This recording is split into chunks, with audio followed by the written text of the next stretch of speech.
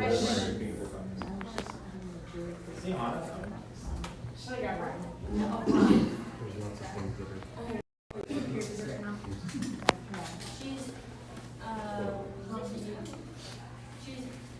the meeting.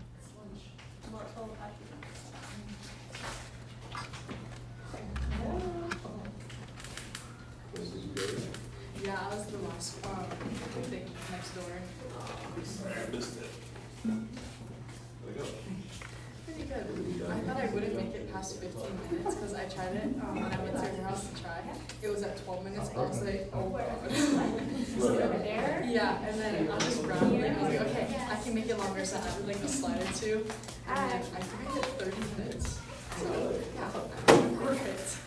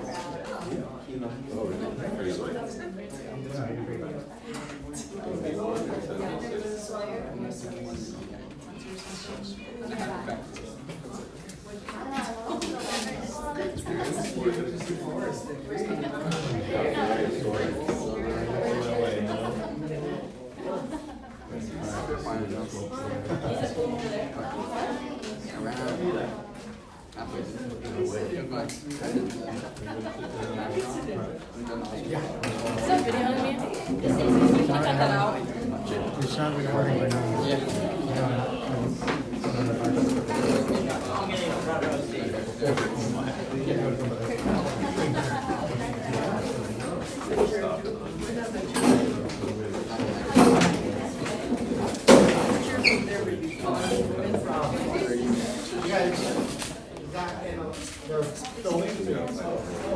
Back a little bit. Yeah, there you go.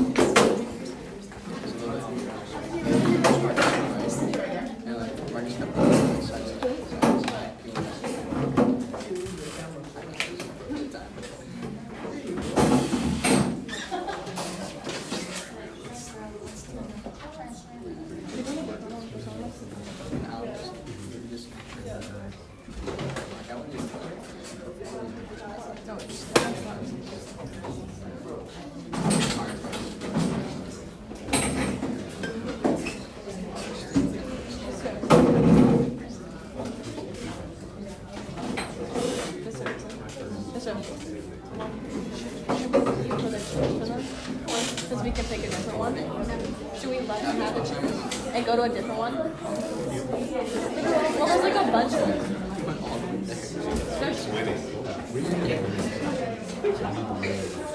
Girls, come here and sit on the Mr.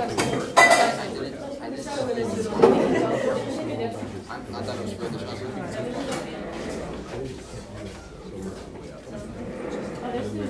There you go.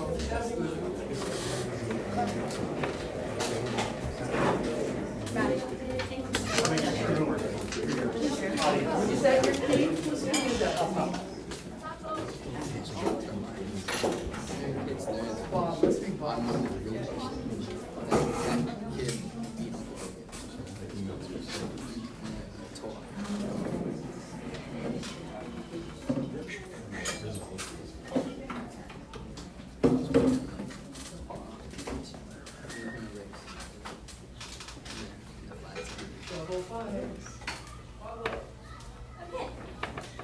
Hi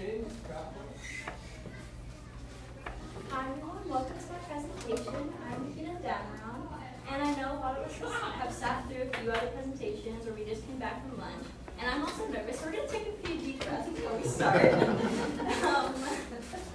Okay, so today my presentation is about Polynesian navigation theory, and it covers a lot of aspects and it kind of scratches the surface. A lot of the things that we go over today can be its own presentation.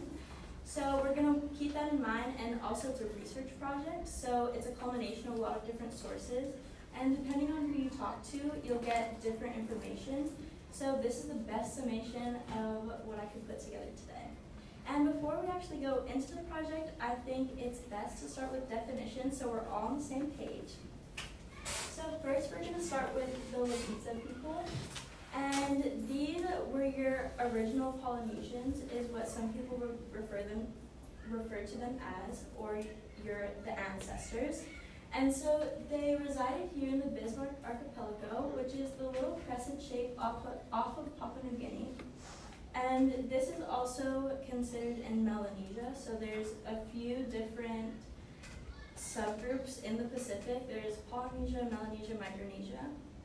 And so they were in this area, and we'll also go over when they were there, how they moved across, what was their reasons, and yeah. So next we also have our outrigger canoe, and of course these are modern variations. So in your top left picture is the Hawaiian sailing, is the outrigger canoe. That's me and my sister. And then in the bottom left is your surfing canoe. And then on the right side is an aerial view of the sailing canoe. And so what makes it an outrigger is the yakos that are perpendicular to your hull, and they're lashed to amas to provide for stability. So this was important for longer voyages and rougher conditions to provide security. And now we also have the ENSO events, which I think are the coolest parts of this presentation. And so it stands for El Nino Southern Oscillation. So this is when the water gets warmer and when the conditions switch. So usually in Hawaii we have our prevailing winds from the northeast. Those are our trade winds. That's what makes it feel good on a nice cool day. But then when we have these events, the winds either weaken or they switch and they come from the west side, which allow the Polynesians to go from the west to the east. Otherwise, it'd be almost impossible to go upwind for thousands of miles throughout the entirety of the Pacific. And then in our next slide, we're just going to look at a few of the traditional sailing canoes that we had. So in the top left corner is the Tongan canoe. And most of these canoes that you can see, the sail is a crab claw shape. And the only difference is the Tahitian sail, which is a dagger shape. And my research didn't go over the efficiency of it, but they had to go 3,000 miles from Tahiti to Hawaii, so it was efficient enough for their purposes.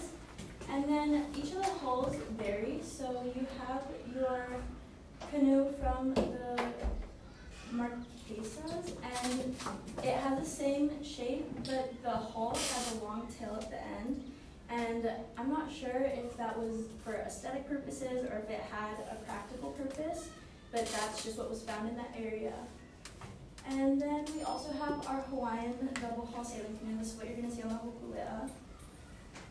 And yeah, very similar with Tahiti, the hull. The only thing that is different is the sail. So next we're going to go into the intentional discovery of Polynesia.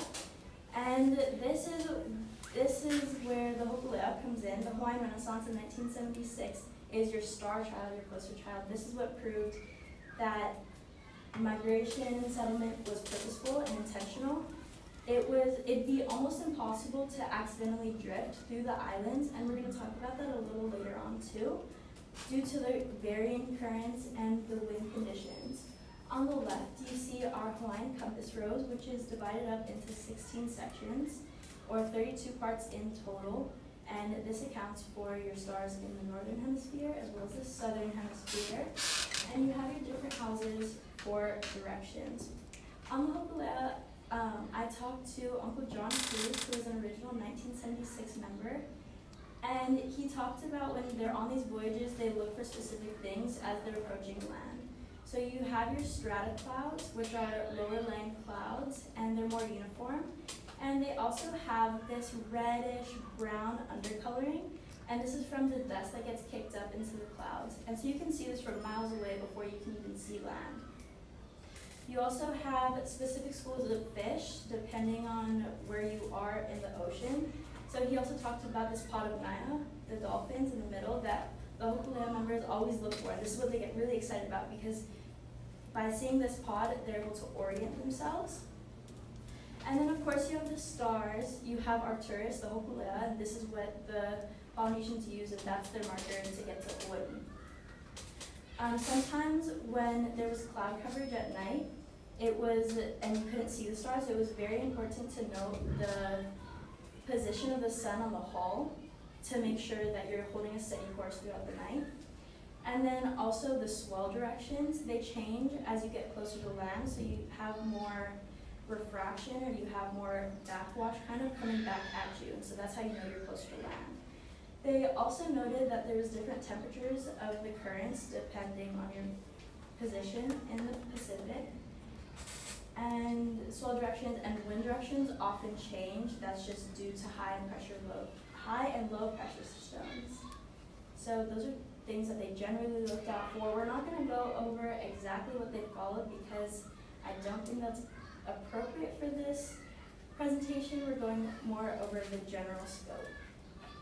So the computer simulations also helped prove this intentional discovery, and let's start with the very right side picture. So these are your currents in the Pacific, and as you can see, getting from Tahiti in kind of the middle of the Polynesian Triangle up to Hawaii would be almost impossible if you were to just get on a raft and set out, right? The currents are going every which way. You're not going to get to Hawaii. It's such a small island chain compared to the whole ocean, so it's impossible to think that that happened. And you also have your wind directions in the top left corner. So in the northern hemisphere, again, they come from the northeast. Typically, those are the prevailing winds. In the southern hemisphere, they come from the southeast. And then in this bottom corner, again, we have our ENSO events. So this is, as you can see, they're infrequent sometimes. And this is what enabled some migration, because the winds switched. So this is what allowed them to go from west to east, because otherwise their technologies weren't advanced enough. And when I say technologies, it's not like GPS or there's no instruments. It was their boating technologies, so the shape of their hulls, the shape of their sails, their knowledge of the ocean. And so as there's more ENSO events, when we see these spikes, there's these little letters on the bottom. I'm not sure if people in the back can see them, but that's also when we observe more migration. So although stories, anecdotal stories from the Hokulea, origin stories, which we're also going to go into in the next couple slides, scientific models are also very important to know, because this gives us another perspective and more reasons to believe that everything was very intentional and very purposeful.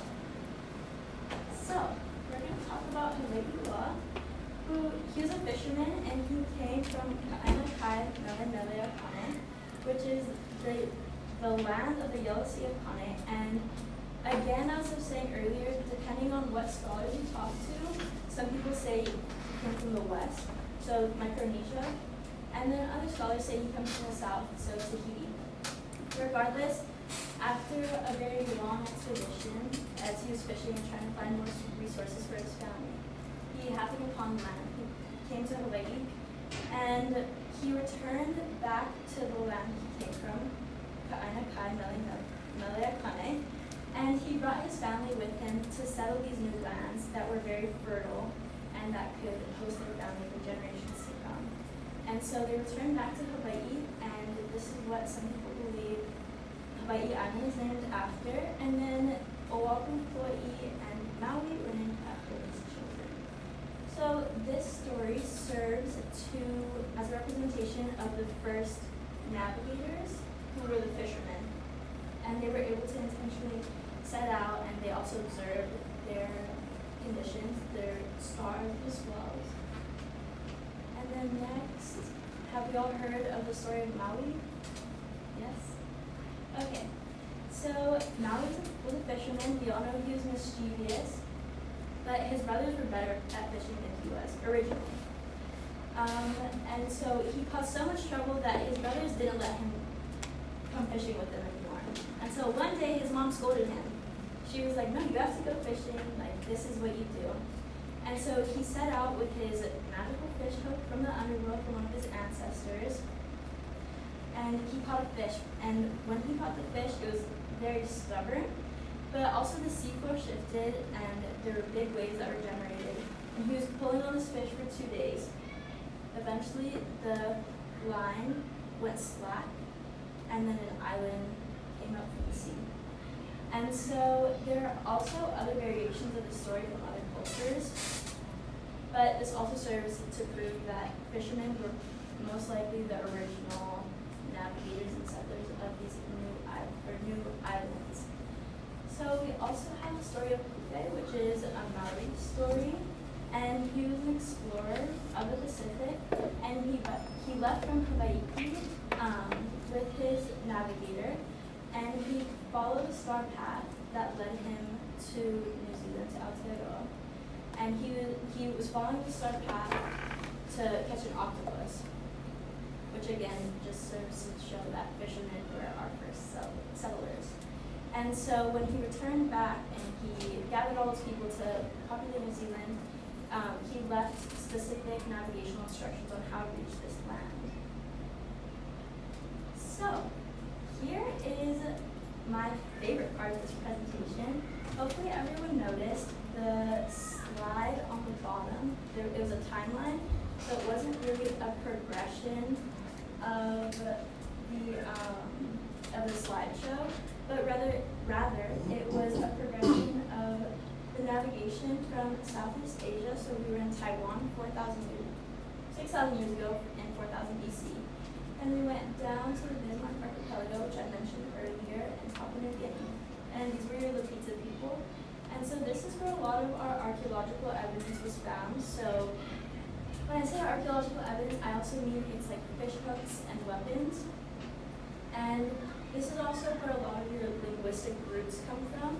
So the Polynesian language comes from this Austronesian language. So this is a mix of Madagascar, Southeast Asia, and then also the Pacific in general. So we have Micronesia and Melanesia, and then all of our islands that were later settled.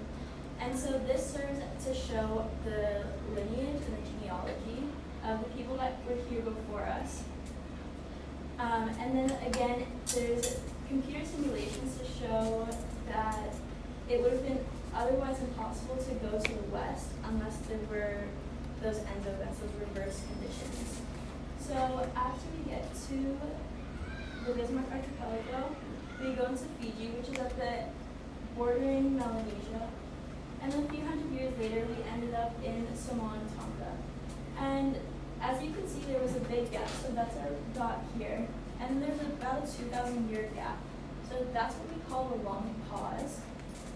And the long pause was essentially, there's a few reasons behind it. And so some believe that the conditions around Samoa and Tonga were so strong that they were unable to leave that area.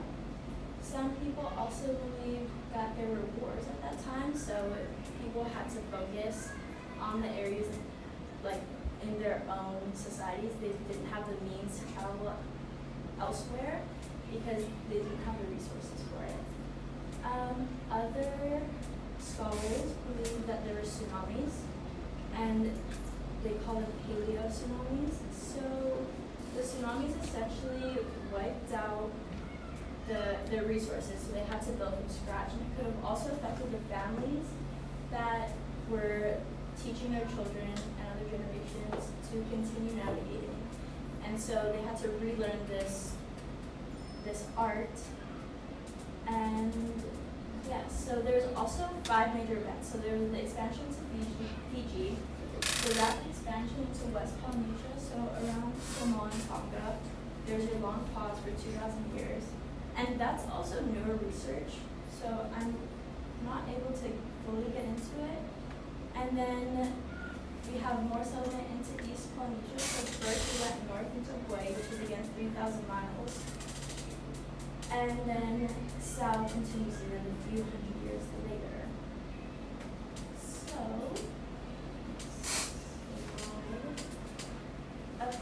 so questions, comments, concerns? What further work do you anticipate doing in this area?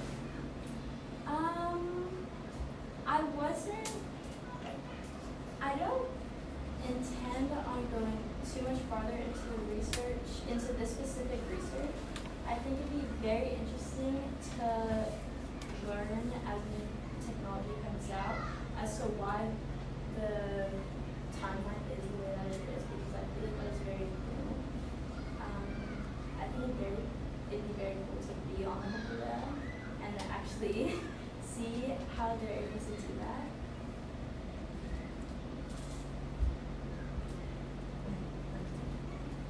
Where do you plan to go to school next year?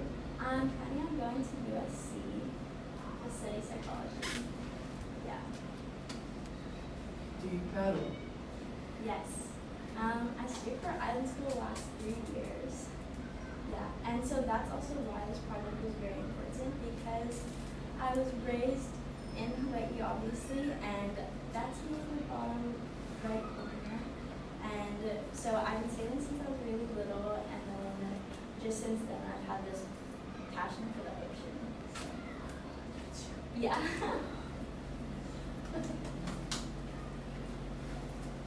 Questions? How do you think the voyaging canoes did in the bumps? Well, around Samoa and Tonga, probably not well, since it did take 2,000 years. Oh, in the bumps, like surfing? Oh, I bet they flew through those.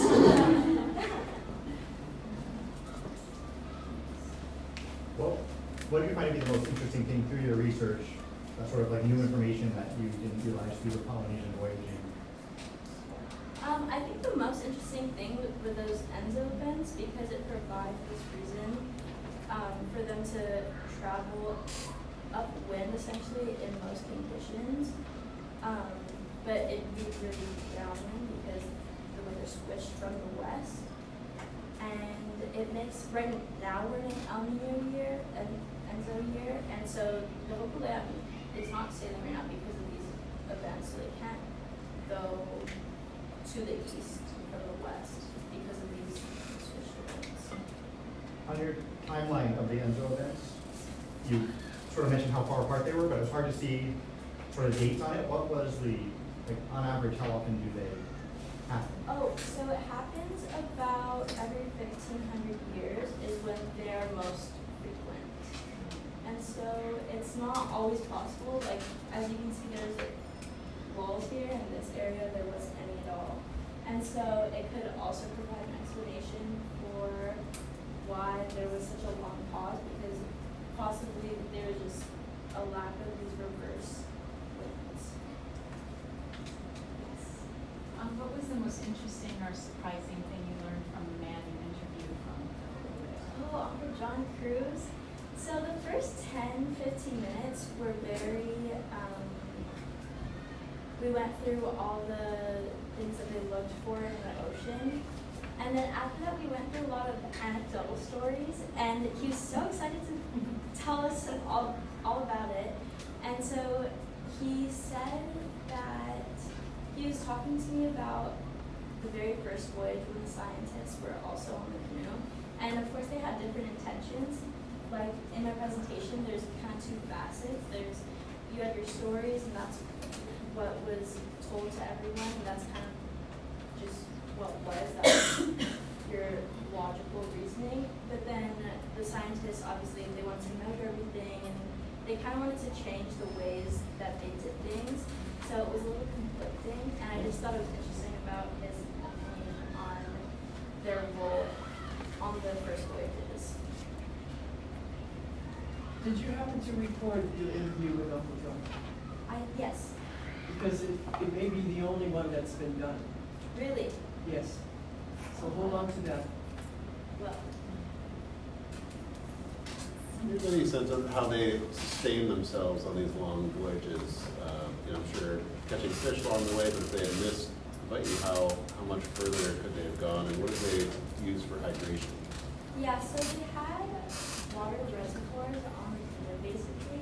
So they'd wait for it to rain and then, but if that dried up, they also would have to just get hydrated through the fish that they caught or through sometimes like mussels and clams that have a little bit of water in it. But also through the endo events, if they weren't going to new land, like they weren't going from Hawaii to Tahiti for 3,000 miles over 100 days or however long it took them, they would set out when there was these reverse winds because they were almost guaranteed to come back, which is why there's such a high success rate because they were aware that these winds would only last for a week or two. 2 weeks are the longest. Here we call them kona winds, right? So it's hot for a week and then the winds start to switch and it reverses to trade winds after that short period of time. So they were able to successfully return.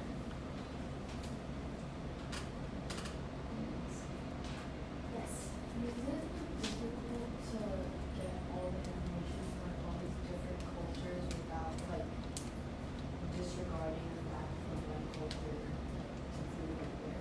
Yeah, so it's really hard because a lot of people have very strongly opinionated ideas about these things. So like I was saying with Hawaii law, some people believe that the migrations came to Hawaii and then other people believe that the Tahitians came here.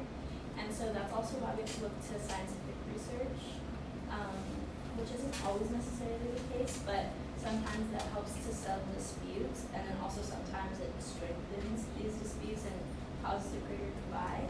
But we also have to just include or try our best to include all these ideas in opinion because it might just be a mix of it all.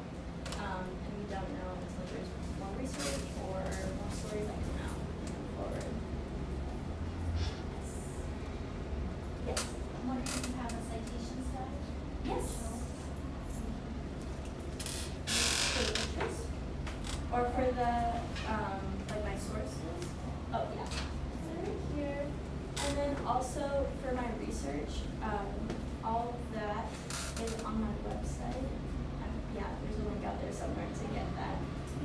Where is your website? Do you have the link? You can get it on the senior capstone presentation slide that Paula sent out. So you Do you can want me to- access. It'd be good to have it on this, TEDx. Do you want me to pull that up? Oh, Please. Yeah.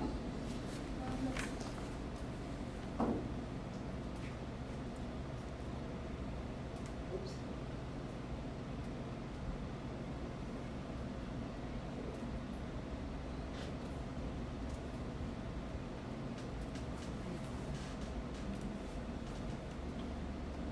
Okay, so this is my title slide and my sources are here. These aren't my annotated sources, so these go straight to the links, all the scholarly sources. Unfortunately, I couldn't put a link to my interview because it was so long. So that was kind of lost. That stays with me, but everything else is on here. Is all 15. Yes. Thank you. Yes. In your research around the different canoe designs, did you find that like as they travel further up and closer to longer journeys, the canoes I would assume are going to change because of the fact that they're going further distances? Did you look at any of those factors? Yeah, I did have one source that lightly covered that, and it also depended on the time, not necessarily the, sorry, oh, there we go. Not necessarily the place that they were located in, because even in Hawaii we see different models of canoes that were here pre-colonial contact. And so, yeah, I'm sure it's very different in Hawaii. If you look at Tonga when they first got there, and then it again before they left to go to Tahiti. Yeah, they generally have their own style. I'm not sure what that is, it's just what makes them unique. I do know that their ships were twice as fast as Captain Cook's Endeavor, but they were twice as small. And so they could hold less people, but they were more efficient. Yeah. Okay. Any other questions? No? Okay.